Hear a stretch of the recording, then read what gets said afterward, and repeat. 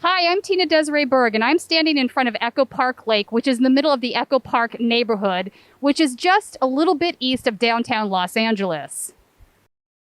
The Echo Park Neighborhood Council has recently found itself embroiled in controversy. One of the council members, Tad Yedawine, had put a Lynched statue on his patio that was visible to the street. When somebody walking down the street took a photo of it and posted on Nextdoor, it erupted into controversy. Yet instead of Tad acknowledging that it was wrong and that he should take it down and apologizing, he defended his position, said it was an art project, and then played victim when people kept telling him it was wrong to do this. Making matters worse, another board member, Chris Ellington, defended Tad and what Tad had done. He even went so far as to refer to two black folks as racist. I spoke with another Echo Park Neighborhood Council member about the controversy, Lauren Busson. You know, you've lived in Echo Park a great many years, and it's obviously changed. I'd say the last 6 or 7 years, we've seen a push towards gentrification, increase in rents, old-time residents being displaced. And I think part and parcel to that was the gang injunction that came in 2013. I don't know that you can argue that a gang injunction actually helps get rid of gangs. It generally just pushes them into other neighborhoods. And I think there was a case that was made by some of the local residents that the push was really a way to pave the way for the gentrification, for wealthy people to come in, buy up real estate, fix the real estate, increase the rents, etc. How do you feel about that? Well, what I can say from what I've seen and experienced right alongside of my neighbors is that there have been a series of really battering events, and the gang injunction was the one that was most city driven. And, you know, it wasn't just Echo Park. I mean, what they've done to Pico Union with that thing and the way they blockaded streets and essentially treated residents as if they were all incarcerated. Right. That for me was a huge failure on the part of James Hahn, who I thought in that instance really betrayed his father's legacy as a reformer and as a builder of bridges in this city and in this county. One of the things I did notice with the gang injunction is that it seemed to come at the same time that speculators decided that Echo Park Lake wasn't a place to dump dead bodies. Right. When this was mostly a brown working class neighborhood of mom and pop shops, of students, of itinerant workers, of immigrants, the park was allowed to basically disintegrate and was a no-go zone for a lot of people. And the gang injunction, and the reason it was struck down, was wholly unconstitutional.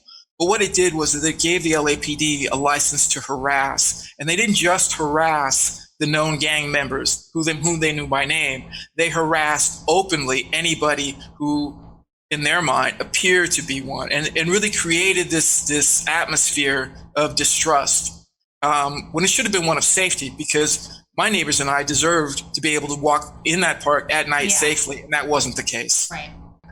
Recently, the Echo Park Neighborhood Council had a situation where one of the board members, his name is Tad, for all intents and purposes, lynched a statue on his front porch, and he posted the photos on Instagram and other social media. I don't know to what extent you can speak on this situation, but if you can, what are your thoughts on it? So this matter has now come to the board, and it will be considered at a future agenda item, I believe sometime towards the end of July. And because the board, and I'm one of them, has to adjudicate this matter, I need to maintain a very neutral attitude and refrain from comments. This is just best practice. It doesn't mean that I'm trying to keep anything away from people. What I am trying to do is make sure that as a member of the board, like my fellow board members, that we act above and beyond reproach so that we can properly adjudicate this without further tarnishing the board's reputation for the failure to act and honor due process. And that's really what we're talking about here. So while I understand people would be interested in what I'd have to say as one of the few people of color on the board, although that number is getting better, I have to refrain from now. But if you'll invite me back once this matter is settled, I'd be happy to share my insights. I will absolutely invite you back. Are you kidding me? We absolutely want to know what you have to say. I mean, I don't know if you can comment on this either. Have you ever felt that your fellow board members have behaved in a racist manner towards you during meetings? Yes. I also attended the neighborhood council meeting on this on last Thursday, and I was really kind of disgusted by the way the chair was handling the meeting, because every time, look, I mean, the entire point of the neighborhood council is to respond to the constituency. You're the go-between between the stakeholders in the community and City Hall, more or less, and your obligation should be listening to these folks. And she didn't seem to want to hear what was being said to her. And Yes. I'd like to say, as a resident of the city of Los Angeles, that I'm very concerned about officers of the Echo Park Neighborhood Council having placed a noose in a publicly visible place on their homes, and then, having tried to minimize the significance of this. I would call upon Tad to resign from the Echo Park Neighborhood Council. I think it's important, especially at this time when there have been several people who have been found dead in nooses in Southern California, that we do not condone even a joke by someone who is in office in a government position. I would encourage him to do what he can to also reassure the community that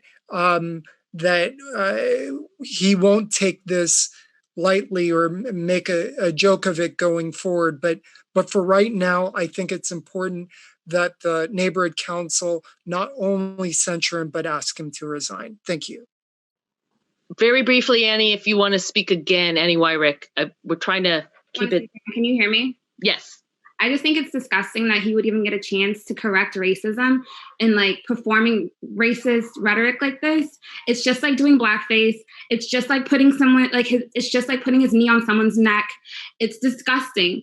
It's deplorable. I just like you guys not being like angered and just like fuming. I don't understand how it's like the complacency is like, it makes me so upset and so emotional. Again, like I really don't understand it. Like I get that it's like politics and whatever, and you guys have to follow these protocols. I agree with everyone that's spoken before me. I think having someone who is a neighborhood elected do something so overtly racist and say that they're the victim is despicable. I think the real victims here are all of the people of color, particularly Black people who live in Echo Park and had to see something like that. I think that's what's scary here, not, feeling like you're a victim of some sort of cyberbullying. I appreciate that, the neighborhood council is willing to kind of go through the process to remove him. And I hope that you all will support that. Alessandro, go ahead. Everyone keep it to under a minute, all right? Darcy, your body language and your facial expressions speak volumes. In the previous agenda item, the way you came across informs me that you are not fit to continue leading this meeting. And I remember at one point in the meeting, a young girl was saying that how upset she was, how pained she was as a person of color to have to witness this, and that it was just even more painful for her to have to witness the board being so dismissive of the situation. And you could see Darcy's face. She was just sitting there going like, I was like, wow, that's really over your head. And if that's the case, if she's that naive to the problem, then she's part and parcel to the problem. I really would like to understand why Tad and Chris, his defender, who was one of the worst commentators on the situation, why they are not resigning. If they would just resign, if they could just see the wisdom of that, I think it would allow the situation to heal a whole lot faster. Why do you think he won't resign? Well, I can't speculate, and that would be a fool's errand. What I can tell you two things. Okay. The first one is that I and the majority of the board first heard about this incident at the last meeting, the last full board meeting. It was a shock to us. we were further shocked to find out that the chair had responded. And I believe I'm perfectly legally entitled to point this out, which is that to this day, we have not seen what the chair said in our name to the complainant. Oh, really? That doesn't Yes. seem appropriate at all.